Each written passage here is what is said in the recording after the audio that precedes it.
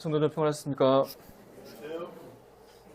네, 오늘 교회에서 침례식이 있었습니다. 너무 기쁜 날이고 교회의 큰 경사라고 생각이 되어집니다. 그래서 이 시간에는 침례식의 의미에 대해서 우리가 다시 한번 생각해보고 침례식을 통해서 우리가 성도가 받아야 될 교훈에 대해서 생각해 보기를 원합니다. 그래서 오늘은 로마서 6장 말씀을 통해서 죽은 자로 여기라는 제목으로 성도님과 함께 이 시간 교제 나누기를 원합니다.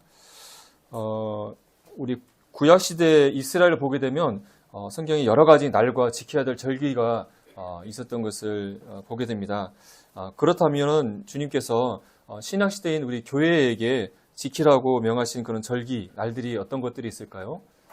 그 기성 교회를 보게 되면 수많은 그런 날들, 절기들이 있는 것을 보게 되는데 사순절, 부활절, 성령 간임절, 맥주감수절, 성탄절, 다양한 날들이 있는 것을 보게 됩니다.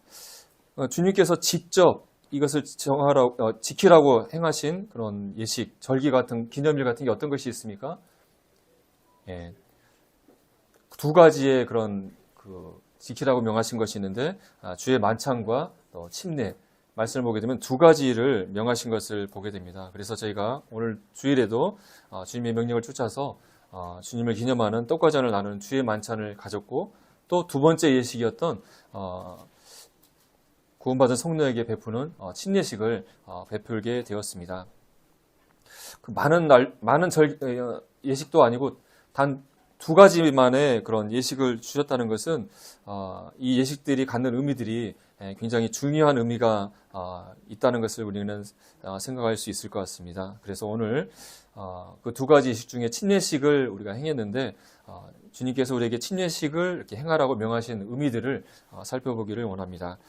우리 로마서 6장 1절에서 5절까지 말씀을 먼저 한번 읽고 교제를 이어나가도록 하겠습니다. 로마서 6장 1절부터 5절까지 말씀을 저와 함께 교독을 해보겠습니다. 신약성경 247쪽입니다.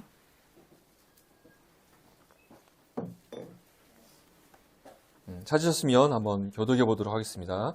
그런즉 우리가 무슨 말을 하리요? 은혜를 더하게 하려고 죄에 거하겠느냐?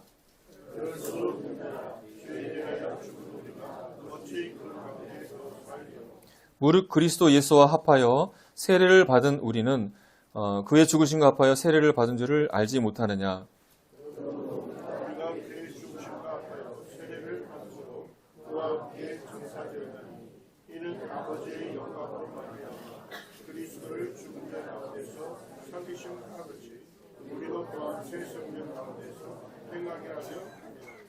만일 우리가 그의 죽으심과 같은 모양으로 연합한 자가 되었으면 또한 그의 부활과 같은 모양으로 연합한 자도 되리라. 오늘 로마서 6장 말씀을 통해서 침례의 의미에 대해서, 또 침례를 통해서 성도가 받아야 될 영적 교훈에 대해서 생각해 보기를 원합니다. 사도 바울은 로마서 이 1절과 2절 말씀에서 성도들이 더 이상 죄 가운데 살지 않아야 될 것을 말씀하면서 우리가 이미 죄에 대해서 죽은 자 되었다는 사실을 말씀하고 있습니다. 그러면서 죄에 대해서 죽었다는 사실을 우리에게 확증하기 위해서 3절과 4절 말씀에서 우리가 받은 세례의 의미에 대해서 설명해 주고 있는 것을 보게 됩니다. 우리가 주님을 믿고 구원받고 침례에 순종했는데 그것은 그리스도께서 우리 죄를 위해서 십자가에서 죽으셨고, 또 우리 죄를 위해서 무덤에서 장사지셨을 때 우리가 그리스도와 합하여, 또 밑에서는 연합했다는 단어를 사용하고 있는데, 즉 그리스도와 우리가 하나가 되어서 주님과 함께 죄에 대해서 십자가에서 죽었고, 또 함께 그리스도와 함께 무덤에 장사됐던 사실을 침례를 행함으로써 표현한 것이다 라고 사도 바울이 구체적으로 분명하게 침례의 의미를 알려주고 있는 것을 보게 됩니다.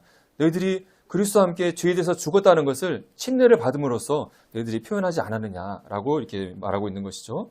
우리가 침례를 받을 때 물속에 이렇게 들어가는 것은 우리가 주님과 함께 죽었음을 나타나는 것이 의미가 있고, 또 물속에 완전히 잠김으로써 죄에 대해서 우리가 장사되었다는 것을 나타내는 의미를 가지고 있는 것이죠.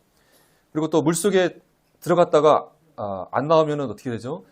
큰일 나겠죠. 물속에 들어갔다가 다시 나오는 것으로서 우리 주님께서 죽은 자 가운데서 다시 부활하셨을 때 우리가 그분과 함께 연합하여서 새 생명 가운데 우리가 살아났다는 사실을 물속에 잠겼다가 나옴으로써 침례가 이것을 보여주고 있다는 사실을 사도 바울이 구체적으로 우리에게 설명해주고 있는 것을 보게 됩니다.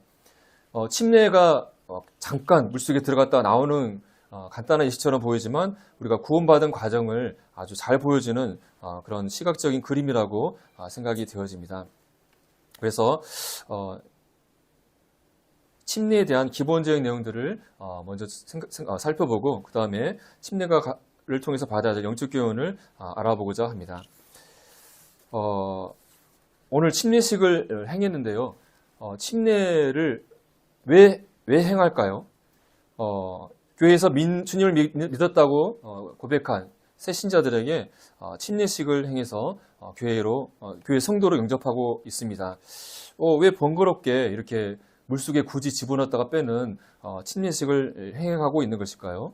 또 다른 교회에서는 간단하게 머리에 물을 뿌리거나 물을 붓는 간단하게 세례를 베풀고 있는데 힘들게 지금은 저희가 이제 침례창을 만나서 침례를 교회 안에서 하고 있지만 예전에는 저 멀리 이제 강에 가서 물속에 집어넣고 있잖아요. 또 시베리아 불꽃 같은 데 보면 러시아의 그런 성도님 같은 경우는 겨울에 막 얼어있는 얼음을 깨고 들어가는 힘든 그 침례의 과정을 왜 거치는 것일까요?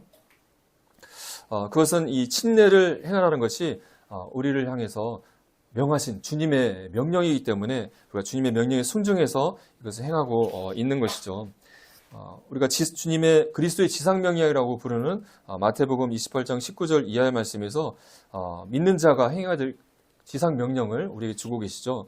그러므로 너희는 가서 모든 민족을 제자로 삼아 우리가 땅끝까지 이르러서 예수 그리스도의 증인으로서 가서 그곳에 있는 사람들에게 복음을 전해서 그들을 예수 그리스도를 믿고 그들을 제자로 삼은 다음에 무엇을 행해야 한다고 말씀하고 있습니까?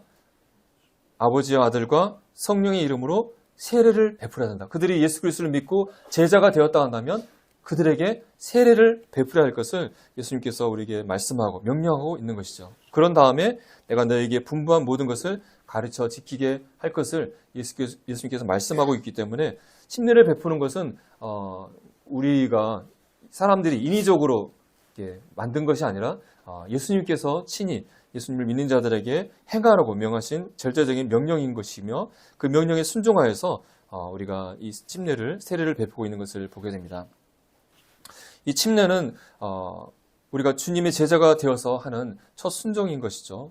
그래서 주님의 명령에 순종해서 또 교회는 이 신자를 교회의 성도로 영접하는 공식적인 예식으로 침례식을 행하고 있는 것입니다. 이 침례는 내가 그리스도를 주님으로 영접했다는 공적인 표현으로서 성부와 성자와 성령님 앞에서 또 교회, 성도들 앞에서 더 나아가서는 세상 사람들 앞에서 또 영적인 세계를 본다면 천사들과 또 악한 영들 앞에서 내가 이제 예수님의 제자가 되었다는 것을 공개적으로 증거하는 신앙생활을 첫걸음을 내미는 첫 순종이라고 할 수 있을 것입니다. 그런데 이 침례를 어떻게 행해야 할 것인가에 대해서 또 생각해 보기를 원합니다. 여기 계신 혹시 교회에 갓 나오신 분이라 하신다면 이 성경책에는 세례라고 되어 있는데 왜 자꾸 침례라고 읽을까 이상하다 하는 생각을 혹시 가지고 계신 분이 계실지 모르겠습니다. 저희가 사용하고 있는 개역거전과 또 많은 우리 성경에서 세례라고 표현이 되어 있긴 한데 또 한글 킹제임스 성경 같은 경우에서는 세례를 침례라고 번역하고 있고 그래서 세례와 침례를 이렇게 혼용해서 사용하고 있습니다. 그런데 이 침례와 세례는 비슷한 것 같으면서도 차이점을 가지고 있는데요. 침례라는 단어 자체는 이 침자가 무슨 침자일까요? 잠길 침자. 그 침수차, 자동차 볼 때 물에 잠긴 차를 침수차로 하잖아요. 물에 잠긴다는 의미의 침자입니다. 그래서 침례란 말 자체가 물에 잠기는 예식이다라는 의미를 가지고 있고 침례를 행했다는 것은 물에 잠기는 예식을 행했다라는 의미를 가지고 있는 것이죠. 그래서 저희 교회에서 침례로 행하고 있고 또 기독교에서는 침례교, 또 오순조교회에서 침례로서 이 예식을 행하고 있습니다. 반면에 세례라고 번역이 되어졌고 또 세례를 행한다고 했을 때 이 세자는 무슨 세자일까요? 씻을 세, 세수를 한다 했을 때 그 세자인 거죠. 씻을 세. 그래서 세례라는 의미는 물로 씻는 예식이다라는 의미를 가지고 있습니다. 그래서 실질적으로 카톨릭, 그다음에 기독교에서는 장로교회, 감리교, 성경회 같은 데서 세례라고 하고 있고 세례를 베푸고 있습니다. 그럼 어떻게 할까요? 물속에 잠기는 침례가 아니라 물로 씻는 예식으로 한다는 것이죠. 그래서 물을 뿌리거나 머리에 물을 붓는 그런 방식으로 씻는 예식을 행하고 있는 것이죠. 그런데 이후에 말씀드리겠지만 물에 잠기는 침례가 성경적인 가르침이라고 분별하고 있기 때문에 저희가 세례를 이제 침례라고 있고 또 실제로 세례 대신 침례를 저희가 행하고 있는데 이것이 과연 성경적인지 한번 생각해 보기를 원합니다. 침례라는 그 단어의 영어는 베프티즘이라는 영어 단어고 이 영어 단어의 헬라 원어는 베프티스마라는 헬라 원어에서 이 베프티즘이 왔다고 합니다. 그래서 성경 사전을 보게 되면 베프티스마의 뜻이 그 액체에서 완전히 덮인다, 즉 잠긴다, 담근다 라는 의미를 가지고 있다고 합니다. 즉 침수의 의미를 가지고 있다고 합니다. 그래서 이 침례라는 말 자체가 베프티스마라는 말 자체가 물에 잠긴다는 뜻을 가지고 있는 거죠. 그래서 베프티즘을 행하라 라는 것은 물에 잠기는 예식을 행하라 라는 의미로 단순하게 우리가 이해할 수 있게 된다고 하는 것이죠. 그리고 이 침례를 행할 때 우리 물속에 잠기는 이 물은 어떤 의미가 있을까? 사람이 계속 물속에 잠기게 되면 어떻게 될까요? 계속 잠기면 숨을 오래 차는 사람은 오래 버틸지는 모르겠지만 계속 잠기게 되면 죽음을 맞게 되는 것이죠. 그래서 침례를 받을 때 들어가는 이 물은 죽음과 심판을 의미하는 것인 것이죠. 그래서 물속에 우리가 잠김으로써 우리가 죄에 대해서 그리스도와 함께 죽임을 당했다는 것을 이 죽음을 상징하는, 심판을 상징하는 물속에 들어감으로 나타내 보인다고 하는 것이죠. 이 의미가 바르다는 것을 오늘 방금 읽었던 로마서 6장 말씀을 통해서 사도 바울이 침례의 영적인 의미에서 분명하게 우리에게 알려주고 있다고 하는 것이죠. 로마서 6장 4절 말씀에서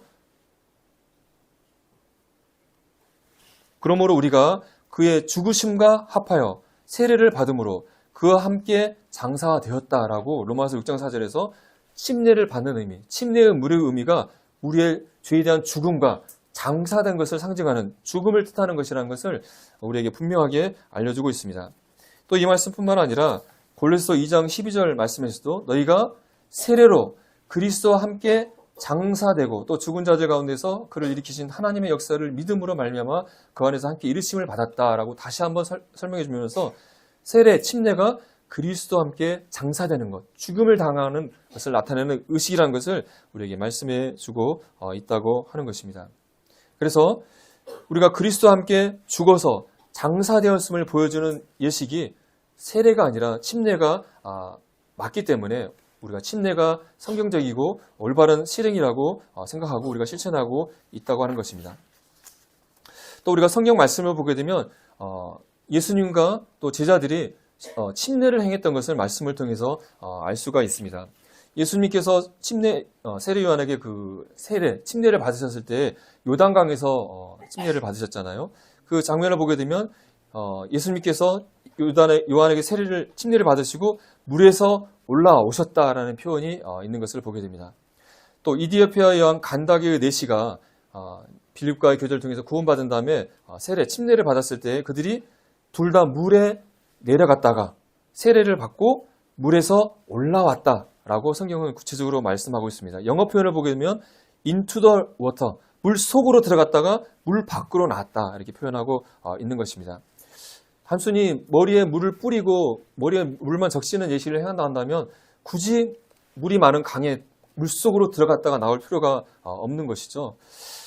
그래서 초대교회의 역사를 통해서 교회는 처음부터 침례를 행했던 것이 맞다는 것을 교회의 역사가 증명하고 있고 중세 14세기까지 침수를 행했다는 것을 교회 역사가들이 인정하고 있다고 하는 것입니다. 또 초대교회 그런 교회 고고학적을 발견하게 되면 교회에 침례탕이 준비되어져 있고 침례를 행했던 것을 우리가 확인할 수 있다고 하는 것입니다.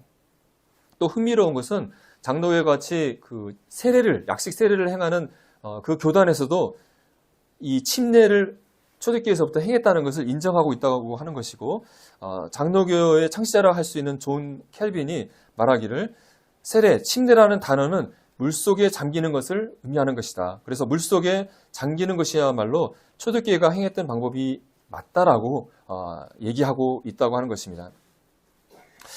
이 침례가 말 그대로 물에 잠기는 것이고 또 영적으로 그리스도와 함께 장사되는 걸 보여주는 이 시인 것을 그것이 확실히 맞고 또 세례를 행하는 측에서도 그걸 인정하면서도 왜 이런 침례가 아닌 세례를 약식 세례를 할까 하는 의문이 들게 되는데 이런 약식 세례, 세례가 행해진 역사들을 보게 되면 원래는 침례가 맞지만 물이 없는 사막 같은 데서는 물에 들어가고 싶어서 물이 없잖아요. 그런 곳에서 제한된 환경에서 또 아주 위중한 환자에게는 물속에 잠갔다가 돌아가실 수가 있잖아요. 그래서 그분들에게 제한적으로 침례 대신에 물을 이렇게 뿌리는 그런 약식 세례를 행하는 것이 허용되었다가 세례를 침례를 받는 사람들이 많아지다 보니까 시간을 줄이기 위해서 이런 약식 세례들이 행해지기 시작했고 또 유아 세례라는 것이 어린 아이들에게 세례를 베푸는 것들이 카톨릭에서 행하고 있는데 그런 것들이 많이 퍼지게 되면서 어린 아이들을 물속에 넣었다가는 죽을 위험성이 크잖아요. 그러니까 유아들에게는 침례를 베풀 수 없다 보니까 약식 세례를 많이 베푸다 보니까 점점 교회에서 침례 대신 약식 세례를 많이 행하게 되었고 결정적으로 1311년 라벤나의 종교회의에서 침수 세례와 물 뿌리는 세례는 동일하다라고 이렇게 결정이 되면서 이제 일반 교회 카톨릭에서 침례와 세례가 똑같은 것으로 인정되면서 세례가 보편화되었다고 역사를 통해서 확인할 수 있었습니다. 이 세례를 행하는 이런 카톨릭이나 이런 교단에서 이 침례가 초대교회에서 행해졌었고 침례가 맞다는 것을 인정하면서도 그들이 세례를 행하는 것을 이렇게 변화하는 입장에서 그들이 설명하는 내용들을 이렇게 살펴보았는데요.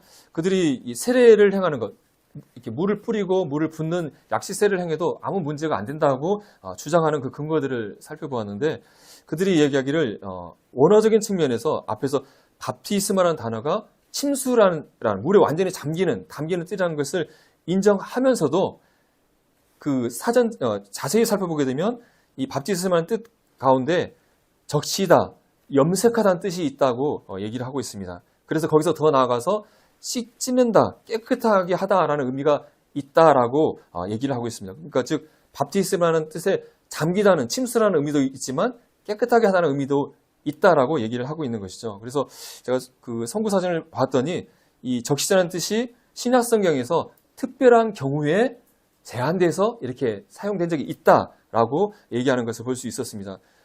대표적인 뜻이 잠기다는 뜻인데 굳이 제한적으로 사용되는 씻는다는 뜻을 가져와가지고 우리가 이 밥티스마가 씻는 예식이 맞다고 주장하는 것은 조금 근거가 빈약하다는 생각을 하게 됩니다. 그러면서 세례라고 세례, 물에 씻는 예식이라고 주장하면서 이 세례의 의미를 이렇게 얘기하고 있습니다. 장로교의 소요리 문답에서 얘기하기를 세례는 물을 사용하여 물로 씻는 의식이다. 그래서 여기서 물은 그리스도의 피를 상징하고 그리스도의 피가 영혼을 죄로부터 씻어내는 것을 물로 씻는 예식, 세례를 행함으로써 나타내는 것이다 라고 이렇게 세례의 의미를 설명하고 있습니다. 세례의 의미가 물로 씻는 의식이고 그리스도의 피가 성도의 죄를 씻어내는 것을 세례가 상징하고 있다라고 얘기하고 있습니다. 뭐 틀린 말은 아닌 것 같은데 성경 자체가 사도 바울이 이 침례의 의미를 우리에게 앞에서 로마서 6장 말씀에서 구체적으로 침례는 물속에서 성도가 죄에 대해서 죽은 것을 나타내는 것이라고 분명히 말씀하고 있는데 이렇게 말하는 것은 좀 억지스러운 해석이라고 생각이 되어집니다. 그리고 또 우리나라 성경에 많은 성경들이 침례가 맞음에도 불구하고 왜 세례라고 대부분 번역하고 있을까 하는 생각을 해보게 되는데 우리나라의 기독교 역사를 보게 되면 세례를 행하고 있는 카톨릭이 먼저 우리나라의 조선에 먼저 들어왔잖아요. 그리고 또 세례를 행하는 장로교를 포함한 많은 기독교 교단의 선교사들이 먼저 우리나라에 들어와서 우리나라의 장로교를 포함한 이런 세례를 행하는 교단이 70%를 차지하고 있습니다. 또 성경을 번역할 때 카톨릭 영어하에 세례라고 번역된 중국어 성경의 영향을 받아서 침례 대신에 세례라는 단어가 우리나라 성경에 많은 성경이 이 세례를 사용하고 있는 것을 볼 수 있습니다. 하지만 침례교단에서 만드는 그 킹제임스 한글 성경을 보게 되면 침례라고 번역하는 것을 보게 됩니다. 그래서 우리나라의 대다수 기독교 교단에서 장로교가 대표적이죠. 70%가 세례를 행하고 있고 또 세례라고 읽고 있는데 그렇다면 많은 교단이 이렇게 하고 있다고 한다면 더 세례가 맞는 것이 아닙니까? 라고 생각할지 모르겠습니다. 그럼 제가 한번 질문을 한번 드려보겠습니다. 그러면 우리나라의 기독교를 가져왔던 미국은 침례를 행하는 기독교단이 많을까요? 세례를 행하는 기독교단이 많을까요? 어떻게 생각하십니까? 네, 미국은 거꾸로 미국의 주를 이루는 70%를 차지하는 교단이 침례교단이에요. 그리고 오순교회예요. 그러니까 미국은 오히려 70%가 침례를 행하고 있는 것이고 세례를 행하는 교단은 오히려 적은 수라고 하는 것이죠. 그래서 다수결에 의해서 성경의 진리를 결정하는 것은 잘못된 것이 아니겠죠. 잘못된 것이죠. 그래서 우리는 성경의 말씀을 올바로 분별하고 거기에 믿음으로 순종하는 것이 올바른 것이라고, 올바른 저희들의 태도라고 생각이 되어집니다. 그리고 침례, 이 침례는 성도의 죄에 대한 죽음을 상징하는 것이라고 성경은 분명히 말씀하고 있는데 침례가 아니라 물로 씻는 의식인 세례라고 번역을 하고 실제로 물로 씻는 예식을 행하게 됨으로써 문제점들이 일어나게 되는데 세례가 물로 죄를 씻는 것이라는 의미에서 더 나아가서 세례가 죄를 씻어준다는 데까지 잘못된 가르침으로 나아가게 되었습니다. 그리고 또 이 세례가 죄를 씻어내는 의식이기 때문에 구원받기 위해서는 꼭 세례를 받아야만 구원을 받는다라는 교리까지 나오게 되는 것이죠. 그래서 대표적인 것이 카톨릭인데 카톨릭에서는 세례를 받으면 그냥 그것이 상징적인 의미가 아니라 원죄와 지금까지 지은 죄를 이 세례가 깨끗하게 한다고 가르치고 있습니다. 그리고 또 구원을 받기 위해서는 이 세례 성사를 꼭 받아야만 구원을 받는다고 얘기하고 있습니다. 그리고 세례를 받은 다음에 지은 죄는 이제 어떻게 해결을 해야 될까요? 카톨릭에서 뭐라고 가르칠까요? 이제 고해 성사를 통해서 또 해결을 해야 된다고 얘기를 하고 있습니다. 참 잘못된 가르침이죠. 그런데 이런 것들이 세례가 이 물이 죄를 씻는다는 잘못된 그런 해석에서 왔다고 하는 것이죠. 또 카톨릭에서 또 많은 개신교에서 유아 세례를 하고 있는데 유아 세례를 행하는 이유도 바로 이 세례라는 의미에서 왔다고 하는 것이죠. 세례가 죄를 씻어주기 때문에 아직 우리 어린아이들이 죄 때문에 지옥 가면 안 되니까 세례를 베풀어서 유아들의 죄를 씻게 함으로써 어린아이들이 죄가 씻겨져서 하나님의 자녀가 되고 하늘나라의 유업을 받는 자가 되게 하기 위해서 아직 아무것도 모르는 아이들에게 이 세례를 베푸는 유아 세례를 행하고 있다고 하는 것입니다. 하지만 성경에는 어디에도 유아 세례를 베풀라는 말씀이 없다고 하는 것이죠. 그래서 침례가 아닌 세례로 번역하고 세례를 행함으로써 잘못된 교리와 구원에 대한 혼선이 오는 것을 보게 됩니다. 성경은 우리의 죄사함과 구원은 오직 예수 그리스도를 믿음으로써 이루어지고 침례는 예수 그리스도를 믿고 구원받은 제자가 된 성도가 받는 것임을 분명하게 말씀하고 있죠. 그래서 이 세례의 무리 또 세례 의식 자체가 죄를 씻어준다거나 구원을 받게 결코 구원받게 할 수 없는 것이죠. 침례는 주님을 믿고 구원받은 사람이 순종하여 받는 예식에 지나지 않는다고 하는 것입니다. 침례를 받았다고 구원을 받고 받지 않았다고 해서 구원받지 않는 것이 아니라고 하는 것입니다. 이 세례의 물이 죄를 씻어내는 것이 아니라는 것을 베드로전서 3장 21절에서 분명하게 우리에게 말씀하고 있습니다. 제가 한번 읽어보면요. 물은 예수 그리스도께서 부활하심으로 말미암아 이제 너희를 구원하는 편이 곧 세례라. 이는 육체의 더러운 것을 제하여 버림이 아니요 하나님을 향한 선한 양심의 강군이라. 이 세례, 침례의 물은 예수 그리스도께서 부활하심으로 말미암아 이제 너희를 구원하는 표다. 다른 번역에서는 모형이라고 되어 있는데 이 세례의 물이 우리가 예수 그리스도를 믿음으로 구원받는 어떤 모형이라고 설명하고 있습니다. 그러면서 이 세례의 물이 육체의 더러운 것을 제하여 버린 것이 아니다. 이 물이 우리의 죄를 씻는 것이 아니다라고 분명하게 말씀하고 있고 하나님을 향한 선한 양심의 강구이다. 구원받은 성도가 하나님께 순종하여서 선한 양심으로 순종하는 표식이라고 설명하고 있습니다. 그러면서 이 침례, 세례의 물의 의미를 그 앞절 20절에서 설명해 주고 있는데 20절에서 설명하기를 그들은 전에 노아의 날 방주를 준비할 동안에 하나님이 오래 참고 기다리실 때에 복종하지 아니하던 자들이라. 방주에서 물로 말미암아 구원을 얻은 자가 몇 명뿐이니 겨우 8명이라. 그러면서 물은 이렇게 넘어가는 거예요. 그래서 이 물의 의미가 노아의 홍수 때 이 홍수의 물로 사람들이 심판받고 죽임을 당했잖아요. 바로 이 세례의 물은 바로 사람들을 죄로 말미암아 심판받고 죽음에 이르게 하는 죽음을 의미하는 것이고 우리가 이 물에 잠김으로써 죄로 인해서 죽임 당할 것을 의미하는 것이고 노아 홍수 때 이 방주 대신 예수 그리스도로 노아 가족이 구원받은 것처럼 우리가 예수 그리스도를 믿음으로 이 심판, 죽음 가운데서 우리가 구원받은 것을 또 물속에서 우리가 나옴으로써 보여주는 것이다. 그래서 이 세례가 우리를 구원하는 좋은 모형이다라고 설명하고 있는 것을 보게 됩니다.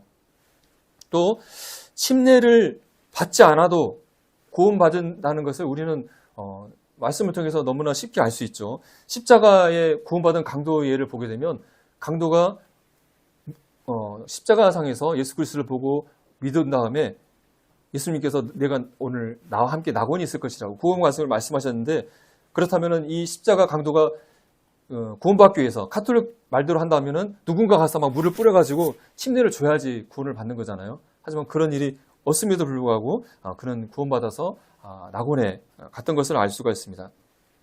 또 사도행전 10장을 보게 되면 이방인이었던 고넬료 가족이 구원받았을 때 침례가 어떻게 베풀었는지를 우리 말씀을 통해서 알게 되는데 사도행전 10장 47절에서 이에 베드로가 이르되 이 사람들이 우리와 같이 성령을 받았으니 누가 능히 물로 세례 베품을 금하리요. 베드로가 고넬료 가족들에게 예수 그리스도를 증거하는 복음을 정하고 그들이 믿고 구원받았을 때 성령님이 그들에게 임하고 그들이 막 방언을 했던 것을 베드로가 보게 되고 아이들이 구원받고 하나님의 자녀가 되었구나라는 사실을 알고 그 다음에 침례를 베풀었던 것을 보게 됩니다. 즉 침례를 받아서 구원을 받는다는 것은 잘못된 가르침이고 교리라는 것을 우리는 이런 사실 통해서 확인할 수가 있는 것이죠.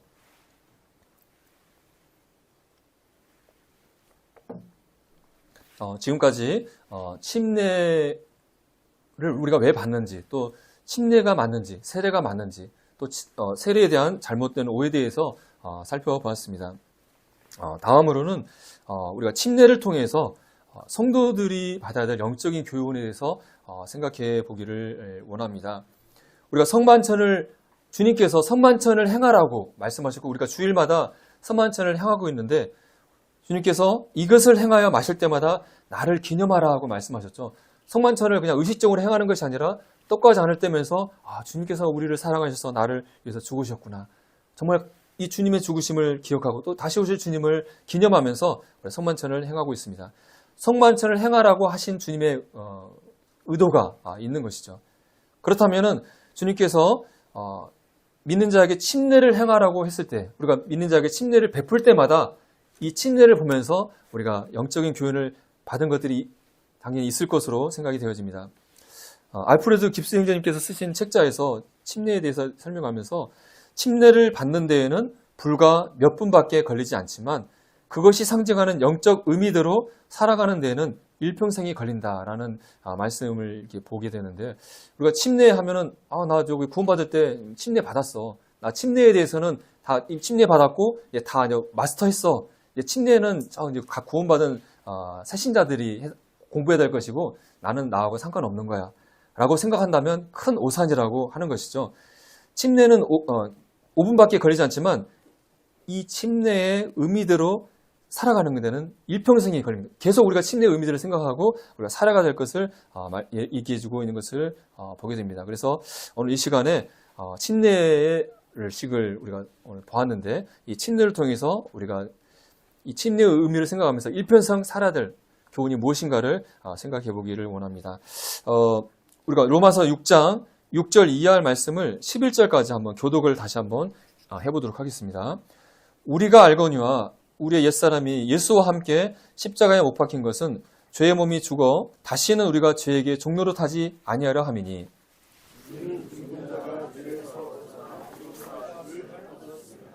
만일 우리가 그리스도와 함께 죽었으면 또한 그와 함께 살 줄을 믿노니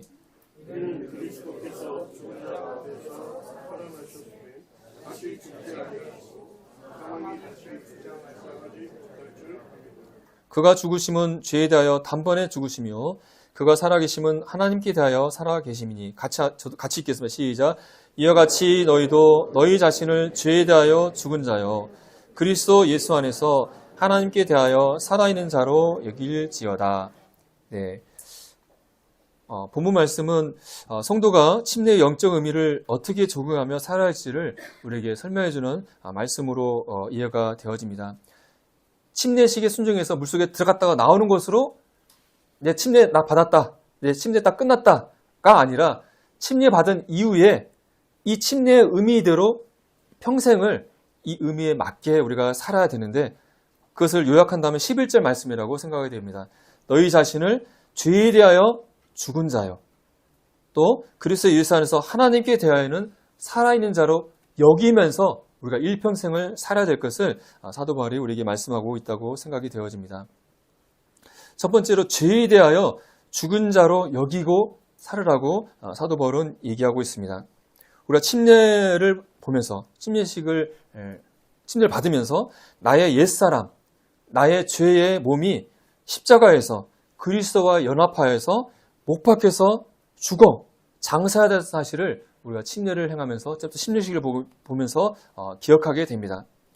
나의 구원받지 못했을 때에 죄 가운데 살았던 나의 옛사람, 죄 짓기를 즐겨했던 나의 죄의 몸이 예수님과 함께 십자가에 못 박혀서 죽었다. 이 죄의 몸이 이제 십자가에서 죽었기 때문에 다시는 죄의 종이 되어서 죄의 종노를 하면서 살면 안 되겠다는 사실을 우리가 침례를 통해서 기억해야 된다고 하는 것이죠. 그러기 위해서 항상 나 자신을 죄에 대해서 죽은 자로 여기는 것이 필요하다고 말하고 있는 것입니다. 너희 자신을 죄에 대하여 죽은 자로 여기라 라고 얘기하고 있는데요. 여기라라는 말이 어떤 의미입니까? 여기라. 뭘로 이걸 여기라? 사전을 보게 되니까 마음속으로 그러하다고 인정하거나 생각한다 라는 의미가 있다고 합니다. 마음속으로 어떠한 사실을 그러하다고 인정하거나 생각한다. 이것이 사실이라고 인정한다고 하는 의미가 여기다라는 뜻이죠. 즉 나의 옛사람, 나의 옛 죄의 몸이 예수님과 함께 십자가에서 죽었다는 것이 사실이라고 인정한다는 것이 이제 여긴다는 의미라고 할 수 있을 것입니다. 나의 옛사람이 죽었다. 이것이 사실이다. 라고 여긴다고 하는 것이죠. 근데 성도님 어떻습니까?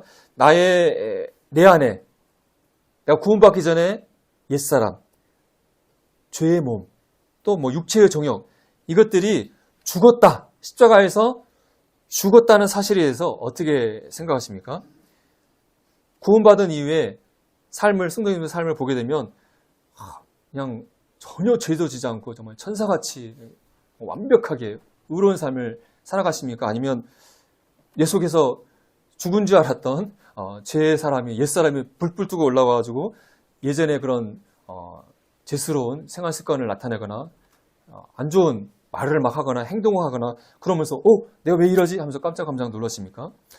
우리 안을 보게 되면 정말 나의 죄에 대한 형벌이 십자가에 해결됐다는 사실을, 옛사람이 죽었다는 사실을 믿지만 그걸 믿었기 때문에 우리가 예수님을 주로 영접하고 구원받았잖아요. 그런데 내 속을 들여다보게 되면 여전히 옛사람이 여전히 살아서 움직이는 것을 보게 되면서 충격을 받게 되고 왜 이럴까 고민에 빠지게 되지 않습니까? 사도 바울도 로마서 7절 말씀 속에서 내 속에 선하지 않은 것이 있다. 내 속에 선한 것을 행하지 않고 도리어 원치 않은 것들을 행하는 것이 있는데 내 속에 죄가 아직도 남아있다 라고 고민하는 장면이 7장에 기록된 것을 보게 됩니다. 내 속에 옛사람이 여전히 살아서 꿈틀꿈틀하고 일하고 있는 것 같은데 어떻게 이 옛사람이 죽었다고 여기고 이걸 사실로 여겨야 될까? 이게 좀 쉽지 않은 문제라고 생각이 되어집니다.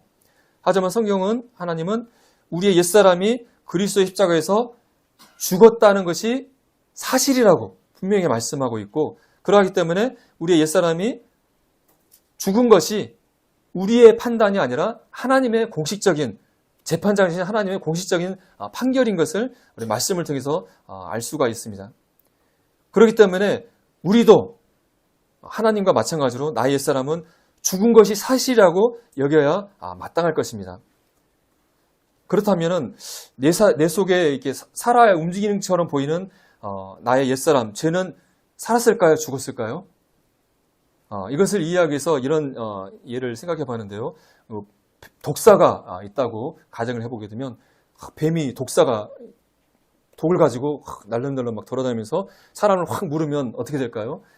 독이 퍼져서 그 사람이 죽겠죠. 살아있는 뱀, 독사는 막 움직이면서 막 사람을 물어서 죽게 만들 것입니다. 하지만 뱀의 목이 팍 잘린다면 어떻게 될까요? 뱀의 목이 잘리면 죽은 거잖아요. 더 이상 살아서 사람을 물어서 죽게 할 수 없는데, 뱀의 목이 잘렸다 할지라도 잠시 동안 뱀의 몸이 꿈틀꿈틀해서 마치 살아있는 것처럼 보이는 시간이 있는 것을 우리는 알 수 있는데, 우리 속에 있는 이 옛사람, 이 죄의 몸이 목이 잘린 뱀의 몸통과 같지 않겠나 하는 생각을 해보게 됩니다. 독사가 살아서 생명력이 있다 한다면 사람을 물어뜯어서 그 사람을 죽게 만들잖아요. 그런데 우리 속에 있는 죄가 살아있는 것처럼 보이지만 이 죄가 우리를 물어뜯어서 우리를 하나님의 심판을 받아서 지옥에 가게 하나요? 어떻게 하나요? 그렇지 않잖아요. 왜 우리가 우리 속에 죄가 있는 것처럼 보이지만 우리가 지옥에 가지 않은 이유가 무엇이죠? 예수 그리스도와 함께 십자가에서 이 죄가 심판받아서 이 죄가 죽었기 때문에 우리가 지옥 가지 않잖아요. 살아있는 것처럼 보이지만 이 죄, 옛사람은 십자가에서 예수 그리스도와 함께 심판받아서 죽었기 때문에, 생명력이 없기 때문에 우리 속에서 살아있는 것처럼 보일 뿐 이들은 사실은 죽은 생명력이 없다는 것을 우리는 생각해 볼 수 있을 것입니다. 내 속에서 살아있는 것처럼 보이고 나를 유혹하고 죄에 빠뜨리는 살아있는 것처럼 보이는 우리의 옛사람과 이 성품들은 사실은 하나님께 심판받아서 예수 그리스도와 함께 십자가에서 심판받아 죽었다는 것이 사실이고, 그렇기 때문에 이 죄가 살아서 나를 물어뜯어서 죄로 인해서 심판받아 지옥 가게 할 수 없다. 죄의 생명력이 끝났다는 것을, 그것이 사실이라는 것을 우리가 생각해 볼 수 있겠습니다. 그래서 우리의 옛사람의 죽은 것이 사실이 맞기 때문에 나는 나의 죄의 옛사람은 죽었다는 것을 사실로 인정하고 여기고 죄에 대해 죽은 자답게 살아가고 행동을 해야 할 것입니다. 그래서 내 속에 이 죄악된 욕망들, 육체의 소욕들이 살아서 올라갈 때, 그래서 나를 죄악 가운데 인도하려고 할 때, 나는 죄에 대해서 이미 죽은 것이 사실이야.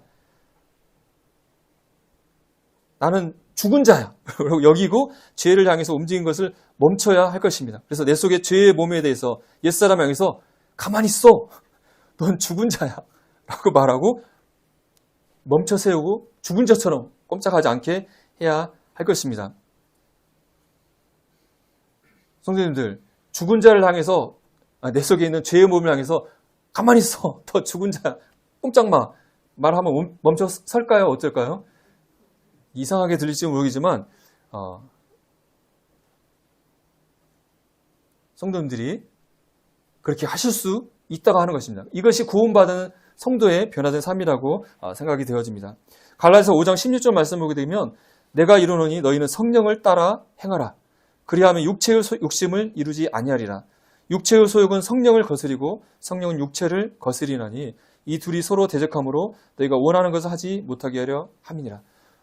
우리가 구원받았을 때 우리 안에 성령님이 내주하시죠. 그래서 성령님이 내주함을 통해서 우리 안에 새 생명이, 새 성품이, 새 사람이 우리 안에 지음바 된다고 성경은 말씀하고 있습니다. 우리 안에 새로운 새 사람, 새 생명이 있고 우리가 성령님을 의지해서 우리가 살아갈 수 있고 우리가 성령님을 따라서 행하게 될 때에 성령을 따라 행할 때에 육체의 욕심을 이루지 못할 것이다. 우리 안에는 옛사람, 죄의 몸, 육체의 소욕이 꿈틀꿈틀할 때 우리 성령님을 따라서 죄의 사람을 향해서 멈춰서 꼼짝 마. 나는 성령님을 따라서 행할 거야.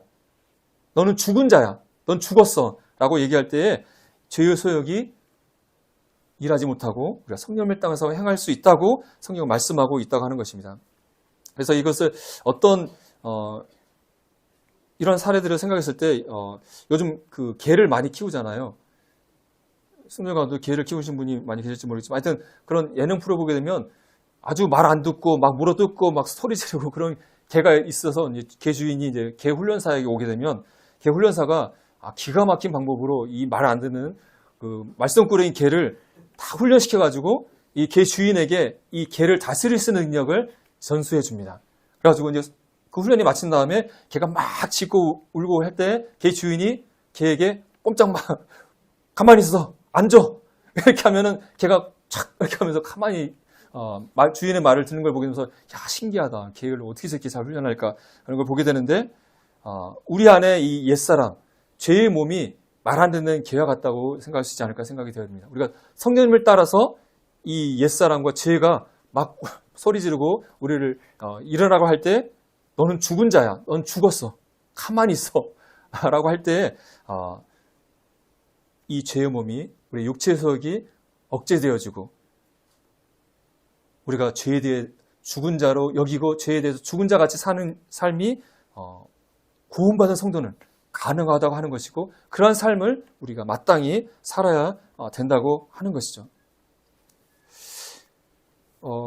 성도님들 그 영화 같은 데 보면 죽은 시체들이 막 돌아다니는 영화들을 보게 되면 그 죽은 시체가 돌아다니는 걸 뭐라고 이렇게 얘기하죠? 좀비라고 하잖아요. 좀비 영화 보게 되면 죽은 시체들이 막 돌아다니고 오고 그걸 보면은 아름답습니까? 흉측합니까? 아주 기괴하고 막 끔찍하잖아요. 그런데 우리 안에 죽어서 가만히 있어야 될 옛사람, 죄의 몸이 살아서 꿈틀꿈틀 돌아다닌다 한다면 하나님이 봤을 때 죽은 시체가 돌아다니는 좀비가 돌아다니는 것처럼 보이지 않겠습니까? 하나님께서 우리를 구원받게 하시고 우리 안에 성령님이 거하게 하시고 하나님의 자녀, 의의 자녀로 삼으셔서 우리 안에 새 성품, 새 사람을 지으셔서 이 새 사람이 우리의 옛사람을 이기고 다스릴 수 있는 능력을 주셨다고 하는 것이죠. 그러하기 때문에 우리가 죄에 대해서 나의 옛사람은 죄에 대해서 죽었어.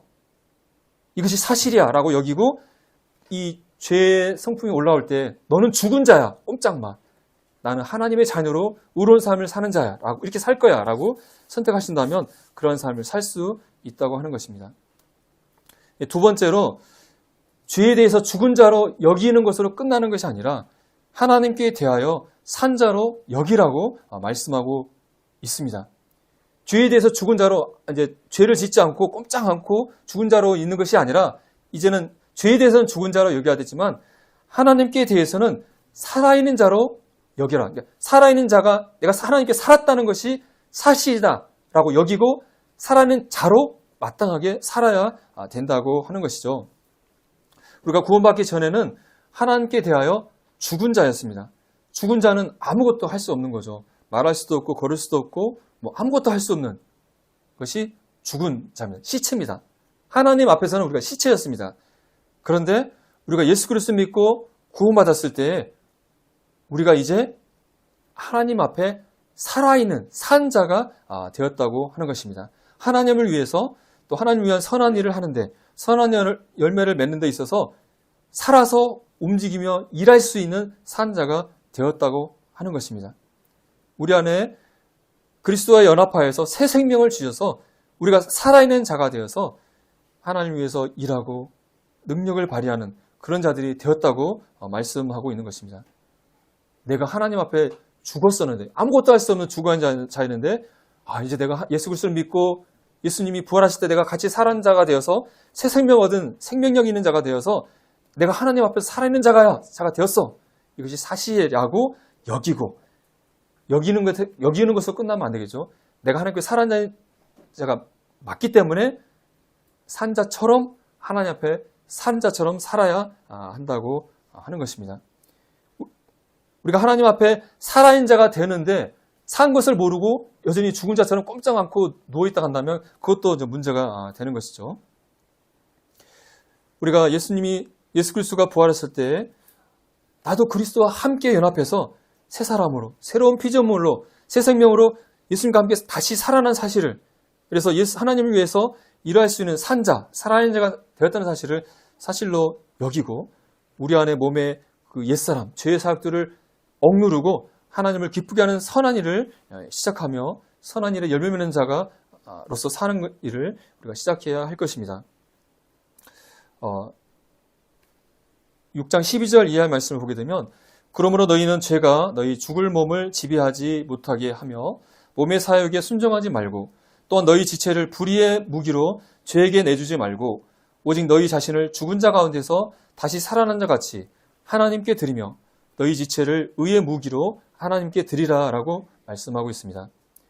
우리가 하나님 앞에 대하여 산자로 여긴 다음에 산자다끔 살아야 될 것인데 산자답게 살아야하는 것은 우리 자신을 하나님께 드리는 것, 우리의 몸을 하나님의 의의 무기로 하나님께 드리는 삶을 사는 것이 산자로서 살아가는 모습이라는 것을 또 사도 바울이 우리에게 알려주고 있는 것을 보게 됩니다.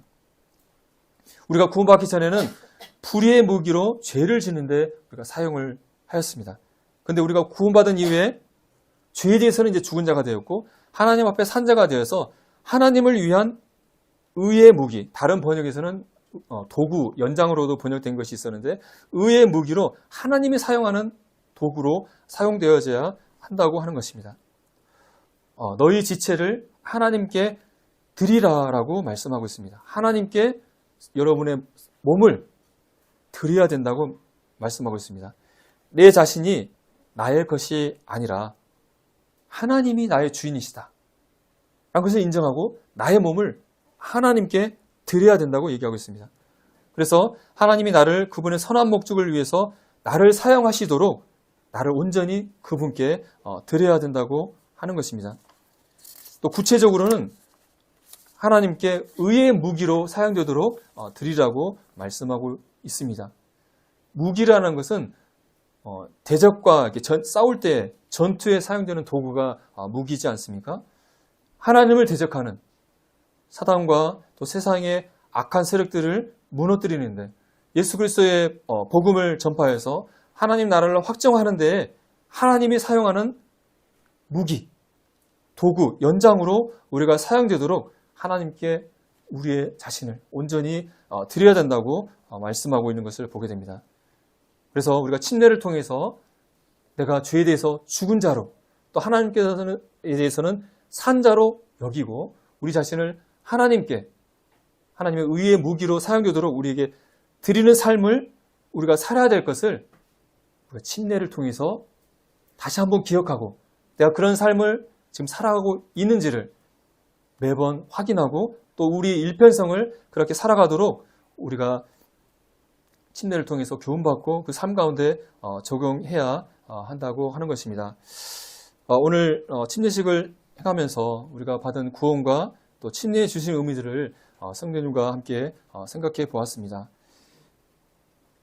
침례라는 것은 5분 잠깐 물에 들어갔다가 나온 것으로 끝나는 것이 아니라 이 침례의 의미대로 우리가 일평생 그 영적 의미대로 나 자신을 죄에 대해서 죽은 자로 여기고 하나님 앞에 산 자로 여기서 하나님의 의의 무기로 일평생을 하나님의 선한 목적을 위해서 영광을 위해서 우리 드리는데 사용되는데 드리는데 우리 자신을 드려야 하는 사실을 침례가 우리에게 증거하고 있다고 하는 것입니다.